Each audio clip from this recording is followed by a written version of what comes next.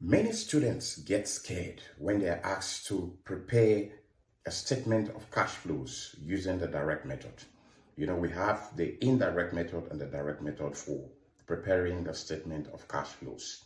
Every student should know these two methods. Now, if you've ever been afraid or you've ever had doubts about using the direct method of preparing the statement of cash flows, today is your lucky day.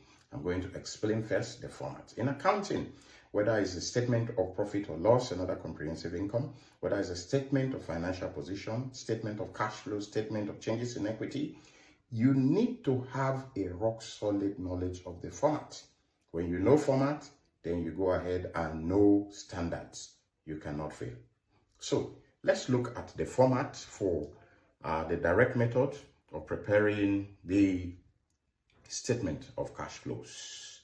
So I'm going to give you a mnemonic to use. The mnemonic that I want you to remember using the statement of cash flows. Just say, come see Eric, Oscar in trouble. Now, when you remember this, because the operating, usually, is the OIF, the operating activities, the investing activities, and the financing activities. So when you begin with the operating activities, and you remember, come see Eric Oscar in trouble, you are good as done. So this C, here we are getting C from here we are getting S, here we are getting E, here we are getting O, here we are getting I, and here we are getting T. Now, as I said, come see Eric Oscar in trouble. When you remember this, you are done with the operating activities. That's for format. So what is the C? C is cash. Cash received from customers.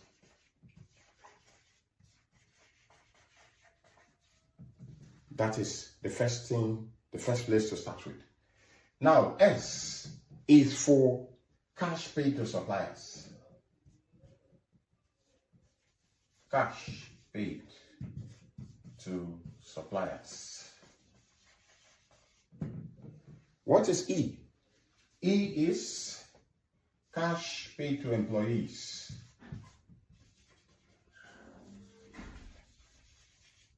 What is O? Cash generated from operations. The I is for cash paid for interest. Interest, that's finance income for interest.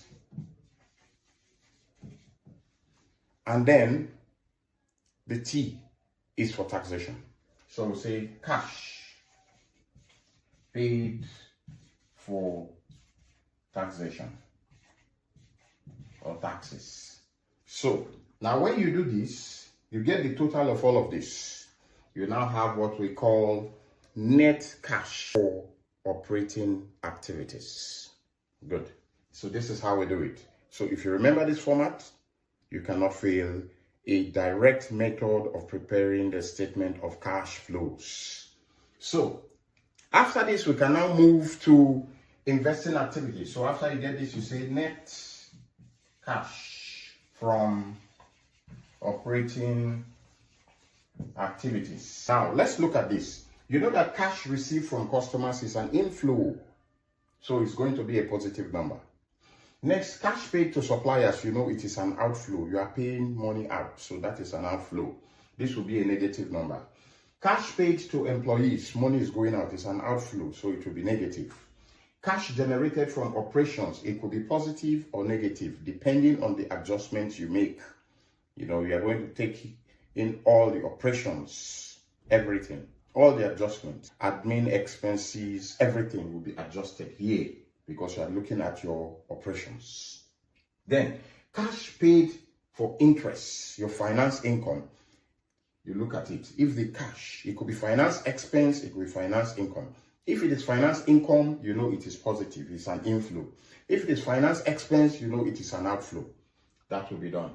Then here, cash paid for taxation, we know that is always an outflow. you are paying income tax to the government. So this will also be a negative figure. So by the time you do all of these adjustments, the positive minus the negative, you will have a total which we call net cash from operating activities.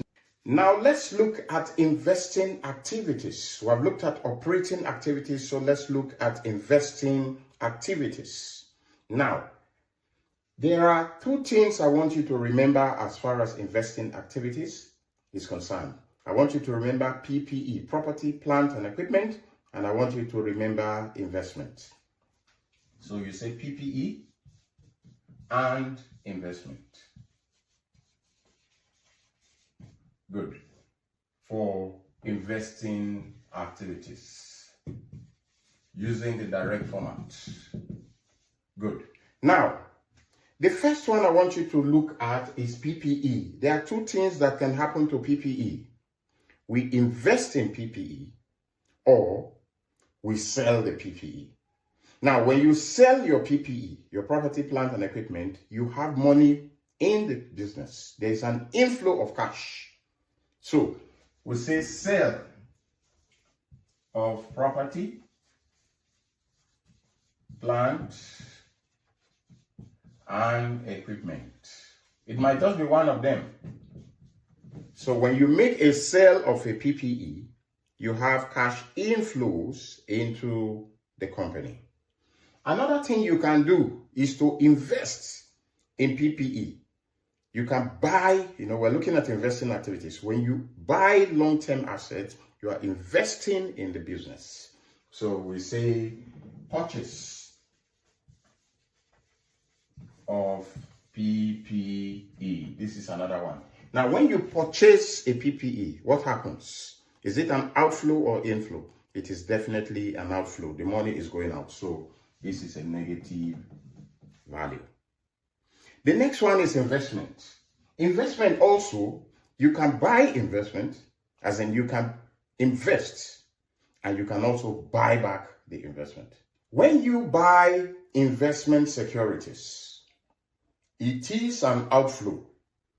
When you sell investment securities, maybe the investment securities you bought before you decided to sell them. Now, when you sell investment securities, you get money back. So that is an inflow.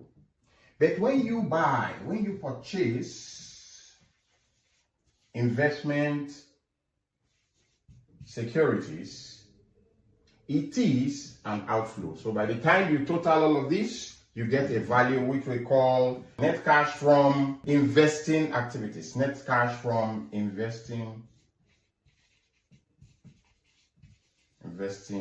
activities. So that is it. Next, let's look at financing activities. Under financing activities, there are two things. There are two ways a company raises finance. It is either by debt, that's through borrowing, or through equity. So these are the two things that we should look at. So we say debt and equity. That is for financing. If you issue equity or issue bond, money comes into the company. Okay? So we can say for issuing of equity, cash generated from issuing of equity is an inflow. Cash generated from issuing debt, like a bond, it is also an inflow. You might decide to buy back the stock. Buy back stock. When you buy back stock, you pay money to them, so it is an outflow. Also, you may decide to buy back your debt. Buy back stock, buy back debt. Let's say bond. It is also an outflow. When you also pay dividend, it is also an outflow. So by the time you get all of this, you total it, you now have net cash from financing activities. So we have looked at the operating activities, we have looked at the investing activities, and we've also looked at the financing activities. Next, I want us to look at the adjustments. You're not going to get all these lines on a platter of gold. There are adjustments, and the adjustment is done using common sense. So I want us to go back to the operating activities and see how we make the adjustments.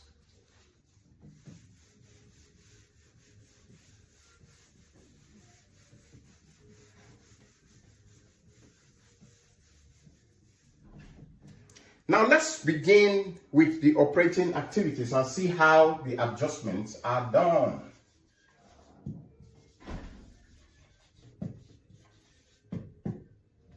Now, we say the first one is cash received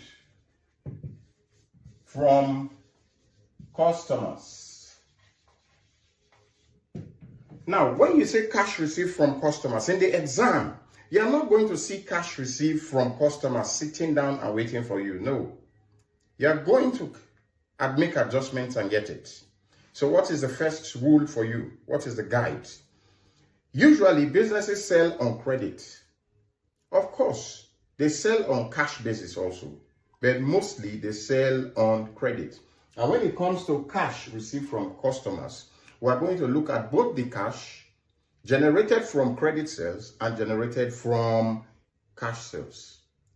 So, usually the question you get will be the last year and the current year. That's the preceding year and the current year. So, the difference between the closing date of last accounting period and this new accounting period is just 1 second.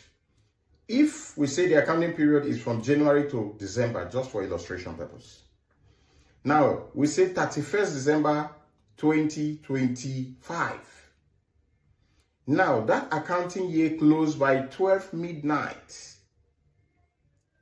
So, a second after that, you have entered a new year. So, the difference between these two periods is just 1 second. What does this tell us? It tells us that the closing balance of last year is the opening for this year.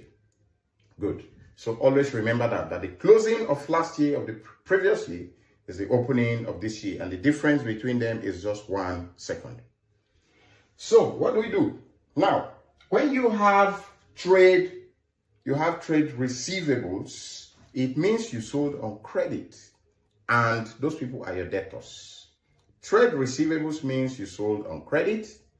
And that balance is a reflection of your debtors. So you have to collect from trade receivables. So usually you go and look at the opening balance. Trade receivables. You have opening balance. Now when you get this opening balance, it means this is the amount that you are being owed. This is what you have to collect from customers at the beginning of the period. Now, what can make it to go up? What can make it to increase? When you make sales for the year, it will increase this amount. So if you have this amount and then you have your revenue generated, that's the money you sold, you made. That's your sales for that year. It will also make what you have to collect from customers. Let's assume that everything you sold was on credit also. It means your revenue will swell this. Revenue will also swell it. So you will have a balance. Good. This is easy, right? Now, out of this revenue, some people paid. Even from this opening balance, some customers actually paid for the year. So how do you know them? It is when you know those who bought on cash basis here and those who paid from this opening balance for the year. That is when you will know what you actually generated during the year. So how do you do that? There's a closing balance. So having known that this is what you expect, you say this is expected, this is what you are expecting to collect. But what was actually paid is not this amount. What was actually paid is, so when you go to your closing, you say closing balance of trade receivables. This is opening balance. So when you now put The closing balance, you come here and put closing balance. That's of trade receivables. When you put it here. So this is what was left. For this amount to be left at the closing of the period means they have not paid this amount. So for you to know what was actually paid by the customer, what you actually received, you have to get the difference. So this balance is now what you actually receive from customers. This is how to use the direct method to get your cash received from customers. It's very simple. You look at the cash received you look at the opening balance from your trade receivables. Where do you get it from? You get it from the balance sheet, from the SFP, the statement of financial position. If you go to the statement of financial position, you look at the previous year and the current year that you are given in the exam. Go now to where you have trade receivables. Under trade receivables, the closing balance of the previous year is the opening. So go and pick it as your opening.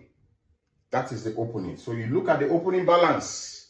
Now, what can make that opening balance to swell? You also made sales during the year. Where do you get that sales from? That is your revenue. Go to the statement of profit or loss, another comprehensive income.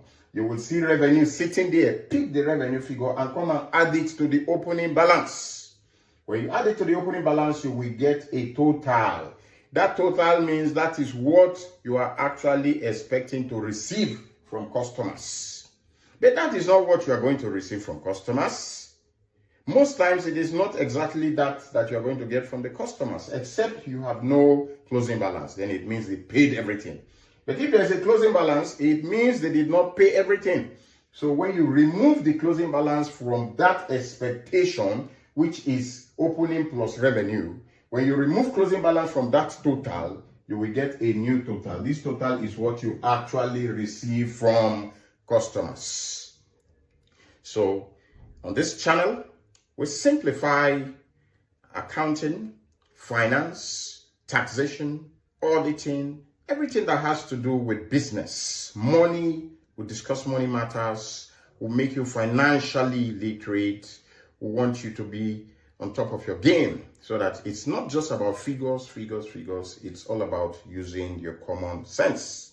So don't forget to subscribe to the Finance Simplifier, because on this channel, we simplify all difficult topics so that they become very simple. It is not usually everything you learn in class that you learn on this channel. So don't forget to follow us for part 2. We're going to continue this class.